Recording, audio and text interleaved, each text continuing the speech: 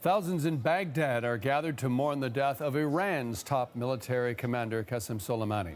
A funeral procession was held for him this morning and for the commander of an Iraqi militia group, who was also killed in the airstrike.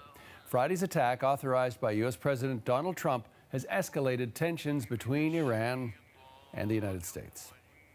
Well, for more on the story, we've reached out to Leah West. Now, she's a lecturer on international affairs at the Norman Paterson School of International Affairs at Carleton University. She also served with the Canadian Armed Forces for 10 years as an armored officer and deployed to Afghanistan in 2010. She joins us now from Ottawa. Thanks so much for your time. Really appreciate it on what is, of course, a huge story. Let's talk about the legal authorization in terms of the U.S. president, without notifying members of Congress, to execute a high-ranking Iranian general in the sovereign territory of a neighboring country, Iraq. Walk us through how that might be justified. Yeah, so as you described it there, you can tell that it's pretty complicated. And it is a little bit hard to tell whether or not the legal authorizations were met or the necessary requirements were met, because we do not have the intelligence that the United States government had in making this decision. But ultimately, if this was a case of self-defense, which is has not actually been said by anyone in the government, they haven't come out and actually used that term. This is a strike that would have been executed under the president's Article 2 authority, which is really quite broad. Really, he has to be taking action that's limited to protect U.S. interests. And that seems to be pretty clear here. But there has been some legal opinions in the past from the U.S. that said if there's likely retaliation or strong retaliation, then the president should be seeking to consult with Congress, which we know wasn't done. But in terms of the domestic authorizations, Article 2 would have been the basis for that. The other question is the international law implications here, whether or not this strike really was justified in self-defense. The starting premise that international law is that you can't use force against another state. And here the action was taken against an Iranian general. So this would be, an act of force against Iran, taken presumably in self-defense, but a really aggressive interpretation, I would argue, of the theory of self-defense. The United States typically takes very permissive interpretations of self-defense and the related doctrine, but this is could be seen as especially aggressive, depending on the imminence of the attack.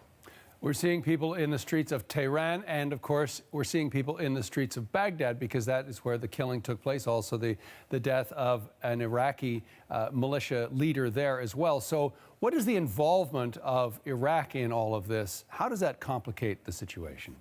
It really does complicate it, because the United States is in Iraq on the government's consent. So the Iraqi government consents to the United States being there, and essentially the terms with which the United States is there. And the Iraqi government had told the U.S. in the past that it did not want the United States using its proximity to Iran inside Iraq as a way of executing military operations against Iran. From what we seem to know from the United States is that Iraq was told of the strike, which would make sense. They would want to ensure that there were no friendly casualties, but they were not consulted. So basically warned in advance. Typically, again, to use force in a third-party state, you need the consent of that state. Or there is a doctrine of international law called the unwilling and unable doctrine. So if a third-party state isn't willing or able to protect, in this case, the United States troops, or do anything about Soleimani, then the United States theory is that they could attack in their own self-defense inside Iraq, because Iraq wasn't willing or able. In this case, it would be willing to do anything about it. Very quickly, in the time we have left, just want you to comment, if you could, on the potential jeopardy for the region itself, not only U.S. assets, but potentially Canadians, because we are in the region as well. What danger do you think, particularly troops, but also diplomats and those traveling, doing business there, could be in as a result of this?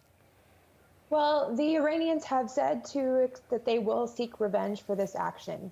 And given how the Iranians operate, they don't typically engage in, direct kinetic military action. They engage in asymmetric warfare. So you could see Iranian proxies in Iraq or in Lebanon, Syria, Afghanistan even, potentially Yemen or Saudi Arabia, take action against the United States or U.S. allies that are in the region. Canada does have about 250 troops in Iraq, as they are leading a NATO training mission. So they could potentially be targets. The other thing I'll say is that if Iraq, upset by the United States actions, withdraws its consent, the American forces would have to leave the region, which would also put the stability or the future of that NATO training mission in jeopardy.